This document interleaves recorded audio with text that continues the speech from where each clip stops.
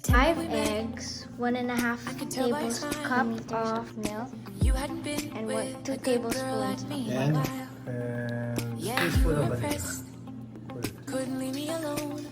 Okay, make sure everything butter and the sugar. Then we're gonna let this cool down. And I'm gonna then cut the bread in squares, put the crust on, so that the fingers is traditional British bread and butter pudding. To assemble them in the. I'm picturing you almost done. We're gonna fill this up. Don't use all. the other side. You're like a full moon, and I'm up all night, howling at you. So now we're gonna mix the egg.